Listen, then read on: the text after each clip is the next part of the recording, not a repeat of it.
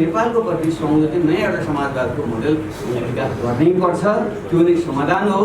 तर म चाहिँ हामीले भन्ने गर्छौँ सङ्कटले नै एउटा चाहिँ समाधान ल्याउँछ, सङ्कट एउटा अवसर पनि हुन्छ भने जस्तै यो जुन एउटा नयाँ युगको सङ्घारमा अहिले हामी छौँ, सङ्कट जुन बेहोरिरहेका छौँ, यसलाई ठिक ढङ्गले हामीले विश्लेषण गर्न सक्यौँ भने, खास गरी हिजोका क्रान्तिकारी मान्छेहरू अहिले हामी जिउँदैछौँ, हामी आफै इमान्दार भयौँ भने, हामीले इमान्दारीका पूर्वक चाहिँ आफूलाई ममा भनेर सोच्यौँ, कहाँ कमी कमजोरी भयो भने सोच्यौँ, सच्याउने चाहिँ हामीले आँट गऱ्यौँ र त्यो अहिले पछिल्लो ज्ञान विज्ञानमा आधारित भएर चाहिँ विचारलाई माथि उठाउन सक्यौँ भने हामीले एउटा बाटो देखाउन सक्छौँ। फेरि एउटा नयाँ पढलेको पुस्ता छ, इन्टरनेट टेक्नोलोजी, गुगल सर्चबाट आजकल ज्ञान विज्ञान सबै कुराहरू हाम्रो पकेटमा छ। हामी सबैले मेहनत गऱ्यौँ भने एउटा नयाँ विचारको खोजी हुन सक्छ। त्यो भनेको चाहिँ उन्नत प्रकारको समाजवादकै मोडेल हो।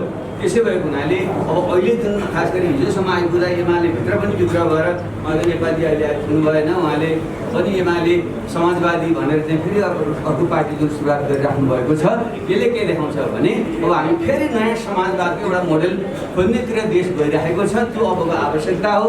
अब्जेक्टिभली व्यक्तिगत रूपमा त हो नै, सब्जेक्टिभली हामी जुन हिचकिचाइरहेका छौँ, हिजो हामीले कसैले माओवादी भन्यो, कसैले एमाले भन्यो, कसैले अर्को केही भन्यो, त्यो छोड्न पनि हामीलाई गाह्रो छ। काम पनि त्यसले गरिरहेको छ, भित्र मनले भनिरहेको छ, ब्रह्मले भनिरहेको छ, बाहिर भन्न पनि चुनाव चिन्ह, हाम्रो घाँडो त चुनाव चिन्ह भएको छ, रुख चिन्ह, त्रिशूर्य चिन्ह, हँसी हताडो चिन्ह, ती चिन्ह छोड्न हामीलाई गाह्रो। भोट जनताले त्यसैमा हाल्छ, त्यो छोडौँ भने भोट आउँदैन कि भन्ने डर छ हामीलाई। त्यसैले यसमा जुन अल्झिरहेको छ, अब आँट गर्नुपर्छ भने हामीले आँट गर्नै पर्छ। यो ऐतिहासिक यस्तो मोडमा हामी तत्कालीन क्षणिक पार्टीगत र एउटा चुनावी स्वार्थभन्दा माथि उठेर विश्व मानव जातितिर देशका जनताको हितलाई केन्द्रमा राखेर हामीले एउटा नयाँ विचारको संश्लेषण गर्ने, 21औं शताब्दीका मार्क्सका विचारहरूलाई त्यही ढङ्गले विकसित गरेर चाहिँ विचारको संश्लेषण, त्यसैको आधारमा नयाँ ढङ्गको एउटा समाजवादको नीति र कार्यक्रमको चाहिँ हामीले संश्लेषण र त्यही अनुरूपको चाहिँ एउटा सुशासन हुँदै एउटा समृद्धितिर लिएर जाने कार्यक्रम हामीले बनाउन सक्यौँ भने त्यो विकल्प चाहिँ नेपालको अहिलेको आवश्यक सौदो हुन्छ। त्यो दिशातिर लिएर जानको निम्ति म सम्भावना देख्छु। अहिलेको नयाँ तीव्र राजनीतिक ध्रुवीकरण जुन एउटा चक्र चलेको छ, अन्ततः त्यसले त्यतातिर लानुपर्छ भन्ने मलाई लाग्छ। त्यसैले हामी जो जिउँदै भएका नेताहरू छौँ, अहिले पनि हामीले भनिन्छ एउटा बाघ बुढो भए पनि घाँस खाँदैन भने चाहिँ हामीले घाँस खानु हुँदैन। घाँस नखाइकन हामीले भने हामीले एउटा निकास दिन सक्छौँ। समाजको आवाज.com। त्यसैले गर्दा नेपालमा अहिले फेरि यति ठुलो क्रान्तिकारी परिवर्तन रूपान्तरणपछि देश जुन खालको फेरि अप्ठ्यारोपनमा गतिहीनतामा जुन फसेको छ, पुराना राजनीतिक दलहरू फेरि पुनर्गठन विघटन भइरहेका छन् र कतिपय पुराना पार्टीहरू अत्यन्त प्रतिगामी चरित्र ग्रहण गरिरहेका छन्, कोही अत्यन्त यथार्थवादी बनेर गएका छन्। यो सन्दर्भ, यसको समस्याको समाधान के हो, यो सबैतिर एउटा ठुलो जिज्ञासाको विषय छ। र हामीले सामान्य एउटा भाषामा पत्रकारिताको भाषामा फलानु त यस्तो फलानु त्यो गर्यो यस्तो भयो भन्ने गर्छौँ, त्यो त एकदम शब्दै विश्लेषण भयो। त्यसैले यसको गहिराइमा गएर जाने, यसको प्रणालीगत संरचनागत समस्या कहाँ हो खोज्ने त्यहाँ नै हो। त्यसरी हेर्दाखेरि चाहिँ एक त हाम्रो जुन यो परिवर्तन थियो त्यो नै पूर्ण थिएन। 21औं शताब्दीको अन्त्यमा आएर गरिएको जुन नेपालको परिवर्तन थियो, विश्वको एउटा क्षेत्रको गतिको कारणले गर्दा, त्यसको अन्तर इन्टरभेन्सनले गर्दा, हस्तक्षेपले गर्दा र भित्र हाम्रो चाहिँ आर्थिक सामाजिक संरचनाको पछौटेपनले गर्दा र हाम्रो राजनीतिक चेतनामा भएका न्यूनताको कारणले गर्दा यो पुँजीवादी परिवर्तन पनि त्यति पूर्ण हुन सकेन। एउटा अधकल्चो खालको परिवर्तन भयो भने त्यसलाई फेरि अगाडि लिएर जानको निम्ति जुन राजनीतिक दल नेताहरूले जुन प्रकारको दूरदर्शी देखाउनु पर्थ्यो, आर्थिक सामाजिक नीतिहरू लिएर त्यसलाई एउटा उन्नत प्रकारको त्यो औद्योगिक पुँजीवाद हुँदै समाजवादतिर उन्मुख गरेर लिएर जानु पर्थ्यो, त्यहाँ नसकेको कारणले गर्दा यो सङ्कट आइरहेको छ। र यही क्रममा नै छरछिमेकीमा जुन खालको परिवर्तन छ, चीनमा एउटा ठुलो शक्तिको रूपमा उदय, भारतमध्ये चरम दक्षिणपन्थी शक्तिको नेतृत्वमा समाजहरू पछाडि फर्कन लागेको अवस्था आदि कारणले गर्दा त्यसको छायावासिता पनि नेपालमा परिरहेको छ। यी सब कारणले गर्दा यो समाज यसरी गुत्थिएर गुजुल्टिएर जुन भुमरी परिरहेको छ, यसको निकास के हो प्रश्न त्यहाँ हो। त्यही सन्दर्भमा यो अहिलेको आजको 21औं शताब्दी मार्क्सवाद र समाजवाद भन्ने जुन विषय राखिएको छ, सायद यसको एउटा वैचारिक समाधान खोज्ने यो प्रयत्न हो भन्ने मलाई लाग्छ। त्यस अर्थमा आयोजक साथीहरूले एउटा महत्त्वपूर्ण काम गर्नुभएको छ। यो बहस छलफल एउटा राष्ट्रिय स्वरूप लियोस् भन्ने म चाहन्छु र यसमा म थोरै समय पनि कम छ, हामी सबै हतारमा पनि छौँ, यहाँहरू पनि त्यति धेरै गर्ने अवस्था नहुनु होला। त्यसले म संक्षिप्तमा यसमा कहाँ जान चाहन्छु भने अब समाजवादको कुरा आउँदा स्वतः नै मार्क्सको नाम जोडिएर आउँछ। तर हामीले के सम्झनुपर्छ भने समाजवादका विभिन्न रूपहरू छन्। मार्क्सले नै समाजवादको आविष्कार गरेका चाहिँ होइन।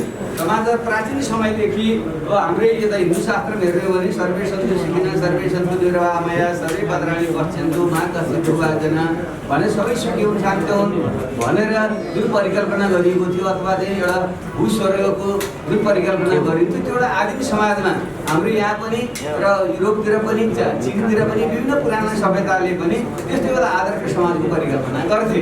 र यो 17औं 18औं शताब्दीको औद्योगिक क्रान्ति आउनुभन्दा पहिलेसम्म ती पुराना चिन्तकहरू यस्तै एउटा चाहिँ नैतिकता मोरल सोसियलिजम अथवा एउटा युटोपियन सोसियलिजम एउटा काल्पनिक समाजवाद अथवा एउटा नैतिक समाजवादको परिकल्पना त्यति बेला पनि गरिन्थ्यो। र पछि आएर जुन आधुनिक युगको प्रवर्तन भयो एउटा प्रबोधन युग एनलाइटनमेन्ट युगको जुन एउटा सुरुवात भयो पुँजीवाद र औद्योगिक क्रान्तिको विकास सँगसँगै पुँजीवादमा जुन एउटा सङ्कटहरू देखा पर्यो हो त्यो पुँजीवादको सङ्कटको समाधान पनि फेरि नयाँ उन्नत प्रकारको एउटा वैज्ञानिक समाजवादबाट हुन्छ भनेर कार्ल मार्क्सले चाहिँ योभन्दा अगाडिका चाहिँ युरोपका जो समाजवादी युटोपियन समाजवादी चिन्तक सेन्ट साइमन लगायतका जो थिए तिनलाई अनुभवलाई समेटेर एउटा औद्योगिक पुँजीवादको जगमा अबको उनीको नयाँ समाजवादको मोडल कस्तो हुनुपर्छ भनेर कार्ल मार्क्सले चाहिँ एउटा पुँजीको चाहिँ एउटा पुँजीवादको खण्डन गरेर जुन अवधारणा मार्क्स एङ्गेल्सहरूले चाहिँ संशोधन गर्नुभयो त्यसलाई नै एउटा आधुनिक समाजवादको चाहिँ सुरुवात भनेर चाहिँ मानिन्छ। र पछि त्यसमा उहाँले मार्क्सले पुरै समाजवादको पुरै खाका त उहाँले दिनु भएन।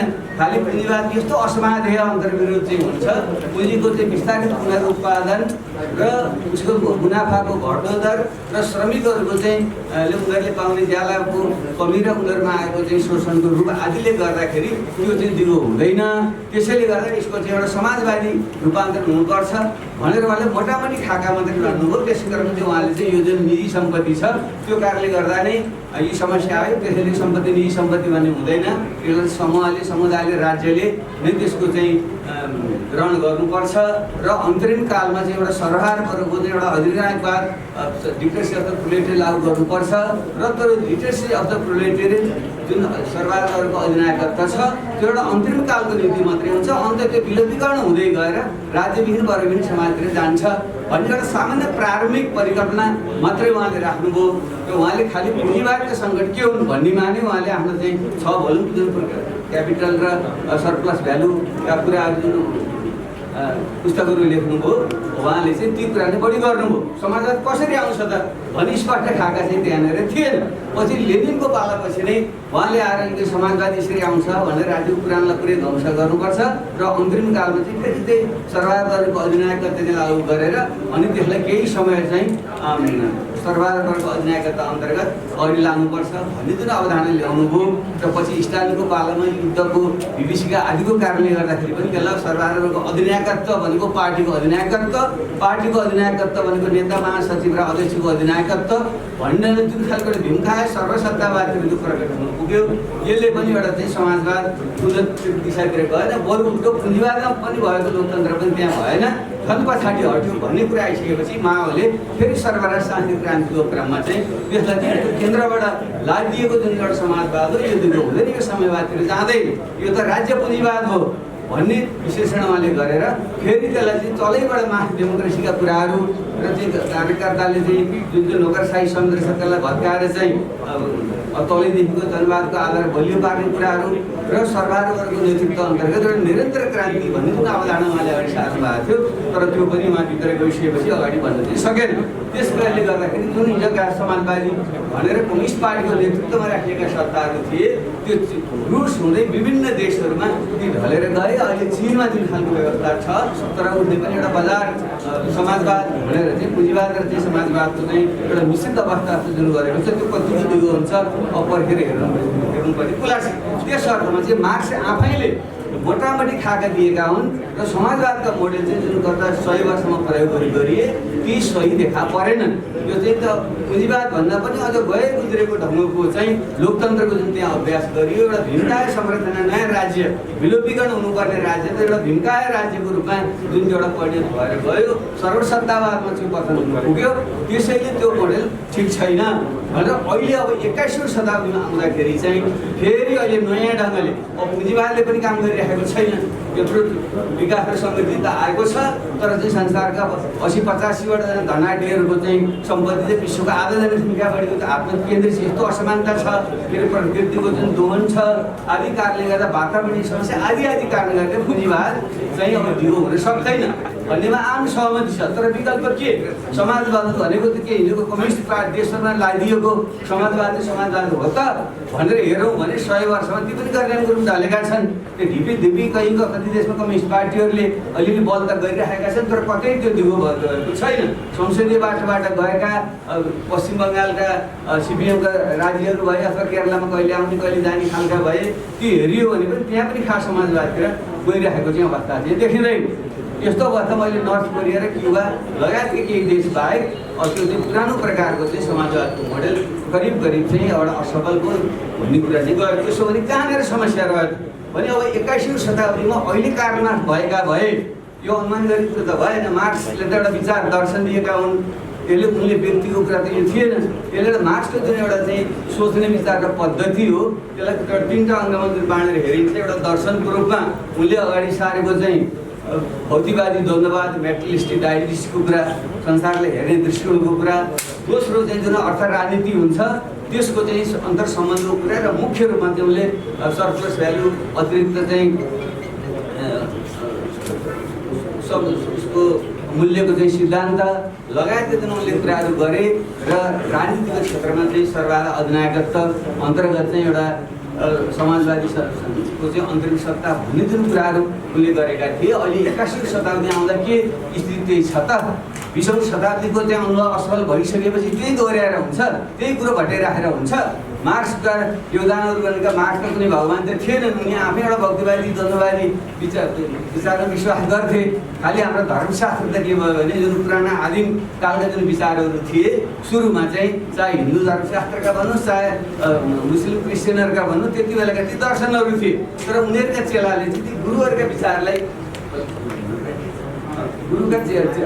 विचारहरूलाई चाहिँ उनीहरूले विकास गर्नुको सट्टा अल्छी चेलाहरूले गुरुले चाहिँ भने त्यसलाई भट्याउने एउटा सूत्रको रूपमा, जस्तै हामीले चाहिँ गायत्री मन्त्र जप्छौँ ओर भोरु सर्विको वर्गो ल्यात आदि भनेर खालि भट्याउने आफै बुझ्नु छैन, भट्याएर बस्ने यस्तो खालमा जुन त्यो दर्शनलाई परिणत भयो।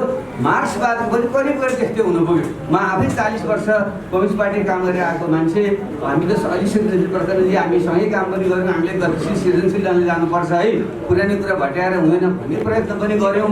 त्यही कारणले गर्दा जनयुद्ध अलिकति नयाँ ढङ्गले अगाडि पनि हाम्रो बढ्यो।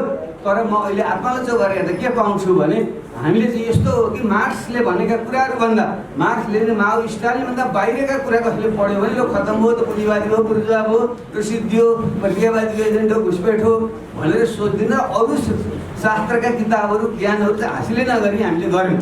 जब ज्ञान र विज्ञानको यति अथाह सागर छ, मार्क्सले त आफ्नो पालामा पुँजीवादी र अन्य चाहिँ विभिन्न दार्शनिक धाराका मान्छेहरूका अर्थशास्त्रीहरूका विचारहरूलाई चाहिँ ग्रहण गरेर त्यसलाई संशोधन गरेर मार्क्सका चाहिँ प्रस्तावना विचार अगाडि सारेका थिए। तर मार्क्स पछिका उहाँहरूका चेलाहरू चाहिँ यस्तो एउटा नालायक र लद्दु साबित भयो कि तिनले चाहिँ गुरुहरूलाई चाहिँ एउटा धर्म गुरुको रूपमा परिणत गरिदिए र मार्क्सलाई एउटा धर्मशास्त्र जस्तो भन्न पुग्यो।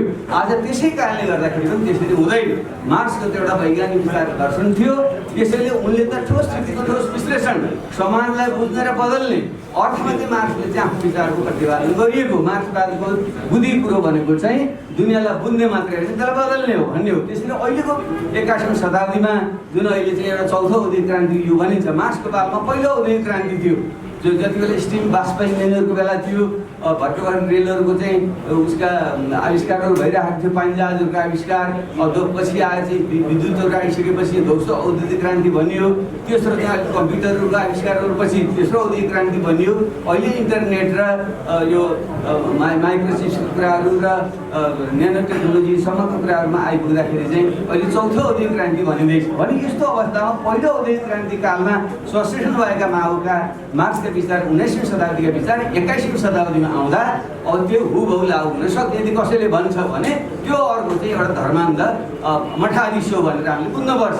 त्यसैले अहिले मार्क्सले के गर्थे, उनको विधि र पद्धति अनुसार कसरी व्याख्या गर्थे, दर्शनलाई कसरी उनले बुझ्थ्यो होलान् भन्दा जुन द्वन्द्वात्मक भौतिकवाद अथवा भौतिकवादी द्वन्द्ववादका जुन कुरा छ नि एकल सरल रेखामा नै समाज अगाडि बढ्छ भन्ने जुन खालको एउटा बुझाइ थियो, अहिले चाहिँ पछिल्लो ज्ञान विज्ञानले खास गरी यो आइन्स्टाइनको चाहिँ यो स्पेस टाइम कन्टिन्युमका सिद्धान्तहरू र पछि आएर चाहिँ उसका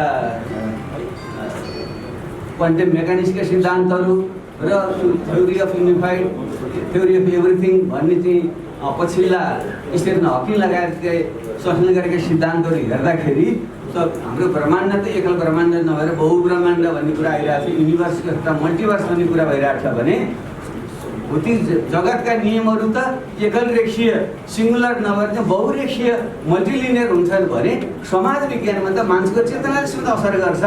त्यो कारणले गर्दा यो जुन बहुरेखीय रूपमा अगाडि बढ्छ, सिधा चाहिँ पुँजीवाद समाजवाद साम्यवाद हुँदै यदि सजिलो ढङ्गले त्यो जाँदै यसरी चाहिँ दर्शनको क्षेत्रमा पनि त्यो द्वन्द्ववादका नियमलाई अलिक फरक ढङ्गले विकसित गर्नुपर्छ भन्ने कुरा आएको छ।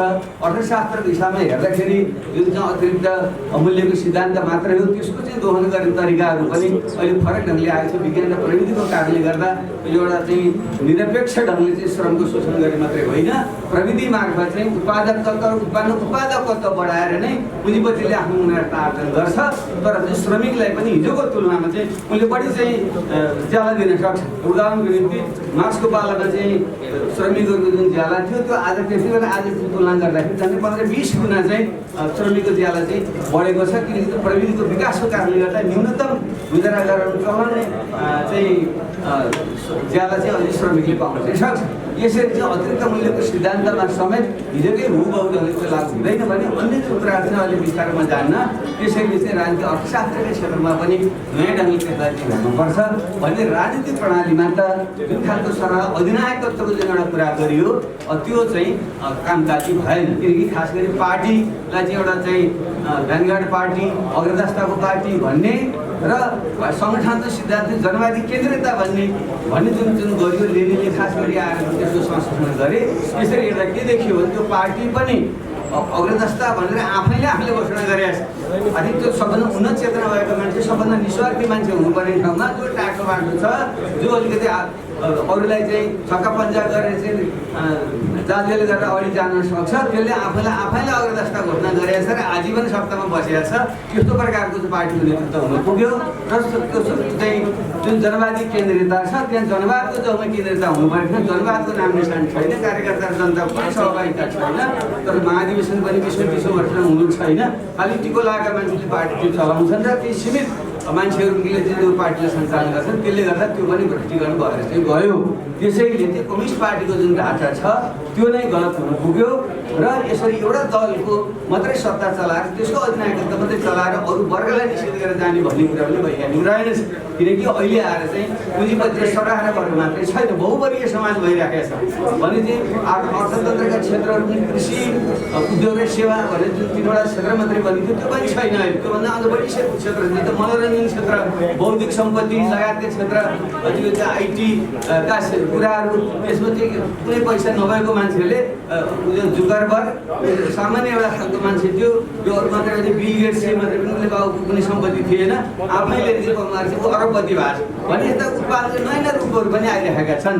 त्यसै भएको हुनाले पनि यो सबै हिसाबले चाहिँ हेर्दा अर्थतन्त्रको क्षेत्रमा पनि र राजनीतिको क्षेत्रमा पनि अब नयाँ ढङ्गले नभइकन हुँदैन भन्ने सोच चाहिँ अहिले आएको छ। त्यसै भएको हुनाले यसमा टेकेर मार्क्सले आज भएको भए उनले 19औं शताब्दीमा जुन प्रक्षेपण गरेका थिए त्योभन्दा फरक प्रकारको एउटा समाजवादको चाहिँ उनले परिकल्पना गर्थे र त्यो समाजवाद भनेको चाहिँ बढी श्रमिक जनता र उत्पीडित जनताको प्रत्यक्ष सहभागिता भएको प्रत्यक्ष लोकतन्त्रमा आधारित र जाति क्षेत्र लिङ्ग समुदायहरूमाको जुन विभेद छ वर्ग मात्रै होइन वर्गबाहेक जातीय क्षेत्रीय लैङ्गिक विभेदहरू जुन छन् त्यसबाट उत्पीडितहरूको पनि प्रत्यक्ष सहभागिता भएको तिनको पनि समावेशी समानुपाती सहभागिता भएको त्यस्तो लोकतन्त्रको चाहिँ उनले परिकल्पना गर्थे। उन्नत प्रकारको लोकतन्त्र समाजवादी लोकतन्त्र त्यस्तो प्रकारको हुन्थ्यो। आर्थिक प्रणाली पनि राज्यले सबै थोक नियन्त्रण लिने होइन र किनकि व्यक्ति र समुदाय भन्ने कुरो पनि अहिले पछिल्लो रूपमा चाहिँ जसरी जेनेटिक्सको आविष्कार चाहिँ जुन भएको छ त्यो ह्युमन जेनोम प्रोजेक्ट मान्छेको जीव कोशिकाहरूको मापनबाट देखा परेको छ। त्यसले गर्दाखेरि चाहिँ मान्छे मूलतः सामाजिक प्राणी त हो, त्यसको व्यक्तिको जीवमा पनि अन्तर हुन्छ। त्यसो भएको हुनाले सबै मान्छेलाई चाहिँ पूजा काटे यस्तो गरेर बराबर गर्न सकिँदैन। जस्तै रुसमा नै हामी चाहिँ थाहा पाउँथ्यौँ विद्यार्थी छँदा 1980मा अब त्यहाँ चाहिँ समाजवाद चाहिँ साम्यवादमा पुग्छ भनेर प्रेसिडेन्टले घोषणा गरेका थिए। तर त्यसरी चाहिँ पुग्दो रहेन। मान्छे भनेको एउटा व्यक्ति पनि रहेछ, ऊ समूह पनि रहेछ, वर्ग पनि रहेछ, जाति पनि रहेछ, क्षेत्रको पहिचान पनि रहेछ, लिङ्गे पहिचान पनि भएको चाहिँ अलि चाहिँ जटिल खालको चाहिँ प्राणी रहेछ। त्यसैले चाहिँ एउटा वर्गहरूको अन्त्य गरिदिने बित्तिकै चाहिँ त्यो साम्यवाद आउँछ भन्ने जुन सोच राख्यो त्यो पनि सही रहन्छ भने चाहिँ यस्ता आदि कुराको चाहिँ एउटा विश्लेषण गरेर मार्क्सले चाहिँ अहिलेको युगको सौदो चाहिँ नयाँ ढङ्गको चाहिँ लोकतन्त्रमा समावेशी र सहभागितामूलक लोकतन्त्रमा आधारित नयाँ समाजवादको मोडेल चाहिँ उनले चाहिँ प्रक्षेपण गर्थे र त्यहाँ चाहिँ वर्ग मात्रै होइन जाति क्षेत्र लिङ्ग समुदायको समेत प्रतिनिधित्व हुने गरी तिनको पनि उत्पीडन विभेदको अन्त्य गर्ने गरी समाजवादको परिकल्पना गर्थे भन्ने मलाई चाहिँ लाग्छ। अब जहाँसम्म नेपालको सन्दर्भको कुरा छ, हामीहरू नेपालमा कम्युनिस्ट पार्टीको निकै वर्चस्व रह्यो। हामीले पनि एउटा माओवादी आन्दोलन सुरु गर्दाको हामीलाई अनुरोध सानो शक्तिले चाहिँ अब हामीले त्यति बेलाको सामन्ती निरङ्कुश राजतन्त्र र एकात्म राज्य सत्ताका विरुद्ध यहाँका उत्पीडित वर्ग जाति क्षेत्र लिङ्गको एउटा विद्रोह चाहिँ हामीले सङ्गठित गरेर छोटै 10 वर्षभित्र जुन शक्ति एउटा निर्माण हामीले गरेका थियौँ। तर नेपालको चाहिँ अत्यन्त जटिल प्रकारको चाहिँ यहाँको राजनीति, यहाँको आर्थिक सामाजिक संरचनामा रहेको त्यो विविधता, यो आदि सब कारणले गर्दा हामीले त्यसलाई पूर्णतामा पुर्याउन सकेनौँ। एउटा चाहिँ सङ्घीय लोकतान्त्रिक गणतन्त्रसम्म त हामीले पुर्यायौँ। तर त्यसभन्दा अगाडि जाने क्रममा चाहिँ फेरि कम्युनिस्ट पार्टीहरू पहिले एमाले त्यसरी 46-47 सालपछि त्यति बेला त फरकै थियो, त्यो गलतै थियो। अहिले अन्यथा नमान्नु होला, बौद्धले जनवाद भनेर भन्ने त्यो त सोभियत सङ्घमा भर्खर आफ्ना एउटा रक्षात्मक ढङ्गले ल्याएको जुन अवधारणा थियो त्यसरी बौद्धले जनवाद भनेर मण्डली त्यति बेला भनिदिनु हो। पछिका मान्छेहरू त्यही घटाइराखे, त्यो कुनै खास विकास भएन। अलिकति विकास गरेको हामीले माओवादी जनयुद्धकै बेलामा हो र खास गरी 21औं शताब्दी जनवादको विकास भन्ने जुन अवधारणा 60 सालमा गएर हामीले संशोधन गरेका थियौँ त्यसले अलिकति नयाँ अगाडि लान खोजेकै थियो। तर हामी पनि यता आइसकेपछि पुरै सत्ता जितेको थिएन। अरूसँग समझौता गरेर जाने क्रममा त्यहाँनिर लटपटिँदै जस्तै चाहिँ मौरी चाहिँ एउटा मौमा लटपटी यस्तो गरेर हामी पनि लटपट्यौँ र फेरि पुरानै शक्तिहरू जुन अहिले हामी पुगे त्यसले गर्दा त्यसलाई अहिले लान सकिएन। र अहिले सबै कम्युनिस्ट पार्टीहरू सङ्कटमा पर्नुको एउटा मूल कारण चाहिँ त्यही नै हो। एउटा वैचारिक रूपमा अहिलेको युग अनुसारको मार्क्सको विचारलाई कसरी विकसित गर्नु पर्थ्यो, समाजवादको नयाँ ढाका मोडेल कस्तो आउनु पर्थ्यो, एउटा हाम्रो जस्तो भर्खर पुँजीवादमा पनि सङ्कलन गरिराखेको भर्खर समाजलाई समाजवाद भनेको त पोस्ट क्यापिटलिस्टिक एउटा चाहिँ संरचना हो। हामी त एउटा पूर्व अथवा त्यो प्राक पुँजीवादी चरणको भएको समाजलाई उत्तर पुँजीवादी समाजमा कसरी लिएर जाने भन्नको निम्ति जुन खालको चाहिँ एउटा विश्लेषण र संशोधन हुनु पर्थ्यो त्यो पनि हामीलाई विश्वव्यापी रूपमा हामीले सकेनौँ र नेपालकै सन्दर्भमा यो जटिलता पनि हामीले चाहिँ सकेनौँ। त्यसो कारणले गर्दाखेरि हाम्रो आन्दोलन पनि केही रूपमा लिएर बस्यो र अहिलेका जुन टुटफुटहरू छन्, एमालेको टुटफुट माओवादीका अरू अन्यका टुटफुटहरू छन्, यो हामीले वैचारिक रूपमा यसलाई चिर्न नसकेर अहिले विचारमा चिर्न नसक्नु। दोस्रो कुरा चाहिँ त्यही अनुरूप नेपालको जुन समाज छ त्यसको परिवर्तनको चाहिँ नयाँ पेजको नयाँ चरणको परिवर्तनको निम्ति नीति र कार्यक्रम विकास गर्न नसक्नु अथवा नयाँ ढङ्गको चाहिँ एउटा समाजवादको चाहिँ एउटा खाका तयार गर्न नसक्नु, यो नै अहिलेको हाम्रो चाहिँ समस्या हो। त्यसै भएको हुनाले यो विषयमा हामीले गम्भीर छलफल गर्नै पर्छ। यहीँनिर मैले एउटा आएँ पनि छोटो जोडेर म आफ्नो अन्त्य गर्न चाहन्छु। त्यो भने अहिलेको विश्व जुन विश्व पुँजीवाद भनेर मैले पहिले भनिसकेँ, भूगोलले जुन पुँजीवाद छ र हाम्रै छिमेकमा दुईपट्टि भारत र चीन जस्ता जुन ठुला देशहरू छन्, एकापट्टि खुले बजार पुँजीवाद, अर्कोपट्टि एक प्रकारको राज्य पुँजीवाद अथवा चाहिँ बजार समाजवाद भएका जुन मोडेलहरू छन्, यस्तो ठाउँमा हामीले चाहिँ अब पुरानै राजाको कम्युनिस्ट पार्टी र विचार मोडेल भन्दाखेरि नेपालको स्थिति सौँदो पनि छैन, विश्वमा पनि यो प्रकार असर भइसकेका छ। त्यसले गर्दा सैद्धान्तिक वैचारिक ढङ्गले पनि त्यसको चाहिँ औचित्य आवश्यकता रहँदैन, त्योभन्दा अगाडि जान आवश्यक छ। अब पोस्ट स्टेट क्यापिटलिजम जुन छ त्योभन्दा अगाडि बढेको चाहिँ एउटा इन्क्लुसिभ एन्ड पार्टिसिपेटिभ सोसलिजमतिर जानुपर्ने आवश्यकता छ। अर्को व्यवहारिक ढङ्गले पनि कम्युनिस्ट भन्नुहुन्छ, कम्युनिस्ट होइन कि त केपी ओलीजीको कुनै नियत खराब होइन नि भन्न कम्युनिस्ट भन्नुभएको छ, एमाले भनिरहनु भएको छ, ब्रान्ड बोकिरहनु भएको छ। तर कार्यक्रम चाहिँ बिल्कुलै चाहिँ एउटा आसेपासेको युवतीहरूलाई पोस्ने, जसलाई चाहिँ हामीले चाहिँ क्रोनी क्यापिटलिजम भन्छौँ, अथवा चाहिँ राज्यको आड लिएर चाहिँ आफ्नै आसेपासेहरूलाई र कर्मचारी तन्त्र र पार्टीका नेताहरूले चाहिँ भोग गर्ने जुन खालको एउटा दलाल र नोकरसाही प्रकारको पुँजीवाद हावी छ। यस्तो अवस्थामा आफूले कम्युनिस्ट पार्टी भने पनि एउटा कम्युनिस्ट पार्टी र मार्क्सवादी विचारको बदनाम हुनु बाहेक व्यवहारमा केही पनि भएन। त्यसले अब हामी अरूले अहिले हामी केपी ओलीको चाहिँ जुन गलत बाटो पश्चगमन भन्छौँ उहाँको आलोचना गर्नेहरूले पनि हामीले वैचारिक ढङ्गले, सैद्धान्तिक ढङ्गले, राजनीतिक ढङ्गले, कार्यक्रमिक ढङ्गले यसलाई चिरेर त्योभन्दा अगाडि जाने विचार दिन सकेनौँ भने हाम्रो पनि नियति त्यही हुन्छ।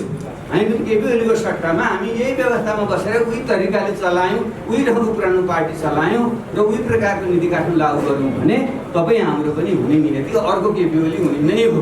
त्यसै भएको हुनाले हामीले यसलाई त्योभन्दा माथि उठेर समाधान गर्नुपर्छ र खास गरी छिमेकमा जुन परिवर्तन आएको छ उत्तरपट्टि एउटा ठुलो महाशक्तिको रूपमा र दक्षिणपट्टि त चरम दक्षिणपन्थी र धर्म कट्टरपन्थी शक्ति जुन आइरहेको छ र अहिले तालिबानको आगमनपछि दक्षिण एसियामा फेरि नयाँ ढङ्गले चाहिँ धार्मिक कट्टरपन्थ चाहिँ फैलिने जुन एउटा खतरा छ, यो सम्भावनालाई समेत ध्यानमा राखेर हामीले नयाँ खालको विचारको संश्लेषण र त्यसको आधारमा नेपालको प्रति संहति नयाँ एउटा समाजवादको मोडेल विकास गर्नै पर्छ। त्यो नै समाधान हो। तर म चाहिँ हामीले भन्ने गर्छौँ सङ्कटले नै एउटा चाहिँ समाधान ल्याउँछ, सङ्कट एउटा अवसर पनि हुन्छ भने जस्तै यो जुन एउटा नयाँ युगको सङ्घारमा अहिले हामी छौँ, सङ्कट जुन बेहोरिरहेका छौँ, यसलाई ठिक ढङ्गले हामीले विश्लेषण गर्न सक्यौँ भने खास गरी हिजोका क्रान्तिकारी मान्छेहरू अहिले हामी जिउँदैछौँ, हामी आफै इमान्दार भयौँ भने हामीले इमान्दारीका पूर्वक चाहिँ आफूलाई ममा भनेर सोच्यौँ, कहाँ कमी कमजोरी भयो भने सोच्यौँ, सच्याउने चाहिँ हामीले आँट गऱ्यौँ र त्यो अहिले पछिल्लो ज्ञान विज्ञानमा आधारित भएर चाहिँ विचारलाई माथि उठाउन सक्यौँ भने हामीले एउटा बाटो देखाउन सक्छौँ। फेरि एउटा नयाँ पढलेको पुस्ता छ, इन्टरनेट टेक्नोलोजी, गुगल सर्चबाट आजकल ज्ञान विज्ञान सबै कुराहरू हाम्रो पकेटमा छ। हामी सबैले मेहनत गऱ्यौँ भने एउटा नयाँ विचारको खोजी हुन सक्छ। त्यो भनेको चाहिँ उन्नत प्रकारको समाजवादकै मोडेल हो। त्यसै भएको हुनाले अब अहिले जुन खास गरी हिजोसम्म आइपुग्दा एमाले भित्र पनि विद्रोह भएर मदन नेपाली अहिले आइपुग्नु भएन, उहाँले पनि एमाले समाजवादी भनेर चाहिँ फेरि अर्को पार्टी जुन सुरुवात गरिराख्नु भएको छ, यसले के देखाउँछ भने अब हामी फेरि नयाँ समाजवादको एउटा मोडेल खोज्नेतिर देश गइरहेको छ। त्यो अबको आवश्यकता हो। अब्जेक्टिभली व्यक्तिगत रूपमा त हो नै, सब्जेक्टिभली हामी जुन हिचकिचाइरहेका छौँ, हिजो हामीले कसैले माओवादी भन्यो, कसैले एमाले भन्यो, कसैले अर्को केही भन्यो, त्यो छोड्न पनि हामीलाई गाह्रो छ। काम पनि त्यसले गरिरहेको छ, भित्र मनले भनिरहेको छ, ब्रह्मले भनिरहेको छ, बाहिर भन्न पनि चुनाव चिन्ह हाम्रो घाँडो त चुनाव चिन्ह भएको छ, रुख चिन्ह, त्रिशूल चिन्ह, हँसिया हताडा चिन्ह, ती चिन्ह छोड्न हामीलाई गाह्रो। भोट जनताले त्यसैमा हाल्छ, त्यो छोडौँ भने भोट आउँदैन कि भन्ने डर छ हामीलाई। त्यसैले यसमा जुन अल्झिरहेको छ अब आँट गर्नुपर्छ भने हामीले आँट गर्नै पर्छ। यो ऐतिहासिक यस्तो मोडमा हामी तत्कालीन क्षणिक पार्टीगत र एउटा चुनावी स्वार्थभन्दा माथि उठेर विश्व मानव जातितिर देशका जनताको हितलाई केन्द्रमा राखेर हामीले एउटा नयाँ विचारको संश्लेषण गर्ने, 21औं शताब्दीका मार्क्सका विचारहरूलाई त्यही ढङ्गले विकसित गरेर चाहिँ विचारको संश्लेषण, त्यसैको आधारमा नयाँ ढङ्गको एउटा समाजवादको नीति र कार्यक्रमको चाहिँ हामीले संश्लेषण र त्यही अनुरूपको चाहिँ एउटा सुशासन हुँदै एउटा समृद्धितिर लिएर जाने कार्यक्रम हामीले बनाउन सक्यौँ भने त्यो विकल्प चाहिँ नेपालको अहिलेको आवश्यक सौदो हुन्छ। त्यो दिशातिर लिएर जानको निम्ति म सम्भावना देख्छु। अहिलेको नयाँ तीव्र राजनीतिक ध्रुवीकरण जुन एउटा चक्र चलेको छ, अन्ततः त्यसले त्यतातिर लानुपर्छ भन्ने मलाई लाग्छ। त्यसैले हामी जो जिउँदै भएका नेताहरू छौँ, अहिले पनि हामीले भनिन्छ एउटा बाघ बुढो भए पनि घाँस खाँदैन भने चाहिँ हामीले घाँस खानु हुँदैन। घाँस नखाइकन हामीले भने हामीले एउटा निकास दिन सक्छौँ। अब हामी त 70 आसपासकाले धेरै गरेर नसकौँला, तर जुन नयाँ युवा पुस्ता आएको छ त्यसलाई चाहिँ हामीले एउटा नयाँ बाटो देखाइदिने हामीले आँट गर्ने हो भने नेपालले फेरि एकचोटि विश्वलाई एउटा नयाँ विचार र ज्ञान दिन सक्छ र नेपाल पनि एउटा समृद्ध समाजवादी एउटा मुलुक बन्न सक्छ। त्यो दिशातिर जानको निम्ति हामी सबैलाई प्रेरणा मिलोस् र आजको यो कार्यक्रमले त्यो दिशातिर चाहिँ छलफल चलाओस्, योगदान गर्न सकोस्, यही शुभकामना दिँदै म आफ्नो भनाइ अन्त्य गर्छु। धन्यवाद।